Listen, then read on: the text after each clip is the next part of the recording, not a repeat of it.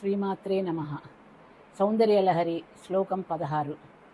కవీంద్రాణం చేత కమలవనబాలాతపరుచిం భజంతే సంతః కతిచిదరుణామేవ భవతీం విరించి ప్రేయస్య తరుణతరశృంగారలహరి గభీరాభిర్వాగ్భిర్విదదతి సతాం రంజనమమీ.